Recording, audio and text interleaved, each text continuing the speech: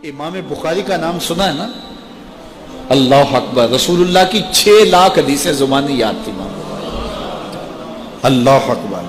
اور آج امام بخاری کی کتاب صحیح بخاری، اصح الکتب بعد کتاب اللہ، کتاب اللہ کے بعد سب سے صحیح کتاب بخاری شریف آج دنیا اسے چومتی ہے، ختم بخاری ہوتا ہے، یہ امام بخاری کی جمع کرتا ہے۔ امام بخاری سفر پہ جا رہے تھے اور امیر آدمی تھے، 6 لاکھ اشرفیاں اس زمانے میں آپ کے پاس تھے، یہ چھوٹا سرمایہ نہیں تھا، کشتی کا سفر تھا۔ کسی شخص نے دیکھا کہ ان کے پاس 6 لاکھ اشرفیاں ہیں، اس نے سوچا عالمانہ وضع قطع ہے، پگڑی ہے، جبہ ہے، تو یہ اتنی اشرفیاں تو کسی تاجر کے پاس ہونی چاہیے، تو یہ ایک عالم کے پاس اتنی اشرفیاں ہیں۔ تو اس نے کہا کہ چلو ایک طریقہ ہاتھ آ گیا، میں ذرا کوئی ہیلا کرتا ہوں اور یہ پیسے میں خود حاصل کر لوں۔ تو اس نے شور مچا دیا کہ میری 6 لاکھ اشرفیاں چوری ہو گئیں،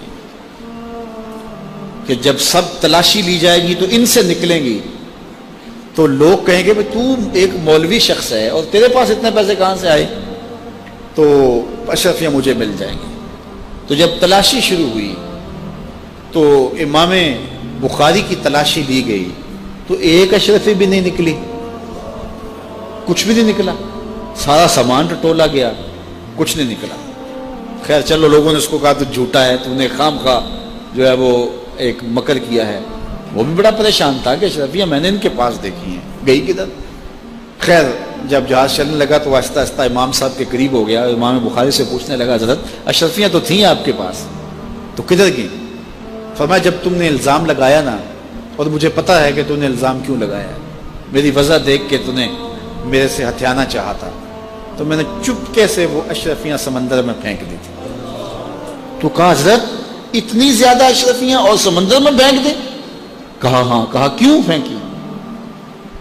تو حضرت امام بخاری فرمانے لگے کہ اگرچہ وہ اشرفیاں میری تھیں، میری ملک تھی، اور تو نے اگرچہ یہ شور کیا تھا لیکن ایسے مجھ سے لے بھی نہیں سکتا تھا، لیکن ہو سکتا تھا کہ کوئی ایسا فیصلہ ہو جاتا اور اشرفیاں مجھے تجھے دینا پڑتی، یا کوئی آدھی آدھی کر لیتے یا کچھ ہوتا، تو اب میری وضع عالمانہ ہے اور میرے اوپر لگ جاتا الزام چوری کا، اگرچہ میں چور نہیں ہوں لیکن لگتا تو الزام، قیامت تک لوگ میری حدیثیں قبول نہ کرتے کہ اس پہ تو چوری کا الزام ہے۔ تو کہا میں نے اپنے کام کو محفوظ کرنے کے لیے اشرفیاں قربان کر دیں، اتنی اشرفیاں صرف اپنے کردار کو بچانے کے لیے، اور ہم ٹگے کے لیے، چائے کی پیالی کے لیے دین بیچ دیتے ہیں، اور پھر کہتے ہیں آج علماء کی قدر کیوں نہیں ہے؟ میاں قدر ہم نے خود بیچی ہے، ایک ہی چیز ہے، یا پیسے لے لیں گے یا قدر لے لیں گے۔ تو یہ ذمہ داری تھی ہماری کہ ہم انتہائی حساسیت کے ساتھ جو ہے اس دور کا ادراک کرتے اور حالات کو سمجھتے، اور جن لوگوں نے حالات کو سمجھ کے قدم اٹھائے ہیں وہ کامیاب اور بامراد ہوئے۔ اس لیے علماء کو بھی بہت زیادہ پھونک پھونک کے قدم رکھنے کی ضرورت ہوتی ہے کہ وہ ایک ایک قدم پھونک کر کے رکھیں۔ اعلیٰ حضرت نے کتنی خوبصورت بات کی تھی اپنے زمانے میں، آپ نے علماء کو جو نصیحتیں کی اس میں ایک نصیحت کی، آپ نے کہا علماء لوگ تمہیں دیکھ کے دین کے قریب ہوتے ہیں اور تمہیں دیکھ کے دور بھی ہو جاتے ہیں۔ کہا کہ اگر تم نے سنن غیر موقدہ کو چھوڑ دیا تو لوگ سنن موقدہ چھوڑ دیں گے، اور اگر تم نے سنن موقدہ کو چھوڑ دیا لوگ واجبات چھوڑ دیں گے، تم نے واجبات چھوڑ دیے تو لوگ فرائض چھوڑ دیں گے، اور اگر تم نے فرائض چھوڑ دیے تو لوگ کہیں دین نہ چھوڑ دیں۔ اور پھر کہا اے طبقہ علماء، تم نے اگر مکروہ تنزیہیہ کا ارتکاب کیا تو لوگ مکروہ تحریمیہ میں پڑ جائیں گے، اور اگر تم نے مکروہ تحریمیہ کا ارتکاب کیا لوگ حرام میں پڑ جائیں گے، تم نے اگر حرام کا ارتکاب کیا تو لوگ کفر میں پڑ جائیں گے۔ اس لیے علماء کو آج کے دور میں نہیں، ہر دور میں اپنے کردار کو بڑا صاف رکھنا۔ یہ اولاد کے ساتھ ہمدردی نہیں ہے، ساری رات اولاد جاگتی رہے اور جب نماز کا وقت آ جائے تو ماں کہتی ہے بیٹے سو جا، اب تو اذان کا وقت ہو گیا، حالانکہ چاہیے تھا کہ اب تو اٹھ جا، اب اذان کا وقت ہو گیا، لیکن ماں اس وقت اگر سلا دے تو کیا یہ گوارا کرتی ہے کہ میرا بیٹا جہنم کی آگ میں جلے؟ ماں اپنی اولاد کو جگائے، اس سے ہمدردی یہ نہیں ہے کہ اب اس کو سونے دے، بیچارہ ساری رات جاگتا رہے۔ ساری رات جاگنے کا اسے حکم کس نے دیا تھا؟ فجر کے وقت جاگنے کا حکم ہے جب رحمت اللہ کی بٹ رہی ہے، تو اس کو بیدار کرے، اس کو جگائے۔ کڑکتی دھوپ ہے، آج کل موسم کتنا گرم ہے، تو اگر بچہ دھوپ پہ کھڑا ہو اور اس کے پاؤں جلس رہے ہوں تو ماں گوارا کرتی ہے، بھاگ کے اچک لے گی بچے کو کہ میں اسے دھوپ سے، تمازت سے، گرمی سے بچا لوں۔ تو کیا حشر کی کڑکتی دھوپ میں بیٹا پسینے میں شرابور ہو اور وہ پسینہ آگ سے بھی زیادہ گرم ہو تو کوئی ماں یہ گوارا کرتی ہے؟ یقیناً نہیں کرتی۔ وہ نہیں کرتی تو اس کو اپنی اولاد کو 5 گانا نماز کا خوگر بنانا ہوگا۔ نماز کی توفیق اللہ سے مانگو۔ آج کے اس اجتماع میں یہی پیغام ہے اور یہی دعوت ہے اور یہی قرآن مجید کی تعلیمات کا خلاصہ ہے۔ 1 بار نہیں، 2 بار نہیں، 10 بار نہیں، 20 بار نہیں، 100 بار نہیں، قرآن و حدیث کے اندر 750 مرتبہ نماز کا حکم آیا ہے۔ اب ذرا غور کیجئے، 1 مرتبہ کہہ دینا کیا کافی نہیں ہے؟ لیکن 750 مرتبہ تمہارے کریم رب نے تمہیں بار بار کہا ہے، تمہارے کریم رسول نے تمہیں بار بار کہا ہے کہ نماز پڑھو۔ تو اگر ہم اتنی بار سننے کے بعد بھی نماز نہیں پڑھیں گے تو پھر ہم کہاں کھڑے ہوں گے؟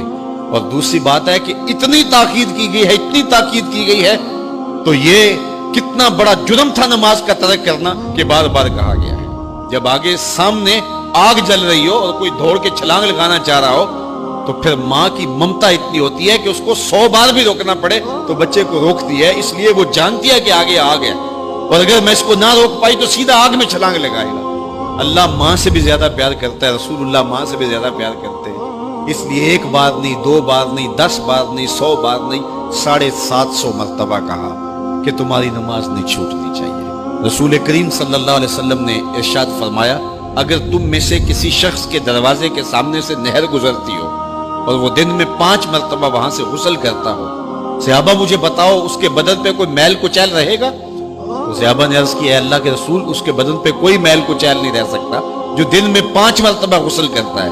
فرمایا یہ 5 نمازوں کی مثال ہے، جو 5 نمازیں پڑھتا ہے اس کے بدن پہ گناہوں کا میل نہیں رہتا ہے، اللہ اسے ستھرا کر دیتا ہے، اسے پاک کر دیتا ہے۔ ایک نماز سے لے کر دوسری نماز کا وقت، درمیان میں جتنا وقت ہے اس کے جتنے گناہ ہیں، دوسری نماز ان گناہوں کا کفارہ ہے۔ حضرت سلمان فارسی اور حضرت ابو عثمان سفر پہ جا رہے تھے، پت جھڑ کا موسم تھا، ایک درخت آیا جس کے پتے زرد ہو گئے تھے، تو حضرت سلمان فارسی نے شاخ پکڑی اور جھٹکا دیا، سارے پتے گر گئے۔ تو کہا، ابو عثمان تو نے مجھے پوچھا نہیں کہ یہ میں نے کیوں کیا ہے؟ حضرت ابو عثمان نے کہا، میں نے نہیں پوچھا، آپ بتائیں آپ نے ایسا کیوں کیا ہے؟ تو حضرت سلمان فارسی کہنے لگے، ایک دن میں رسول اللہ کے ساتھ تھا، سفر پہ تھا، ایسے ہی ایک درخت آیا جس کے پتے زرد ہو چکے تھے، حضور نے شاخ پکڑی، جنبش دی، جھٹکا دیا، پتے گر گئے۔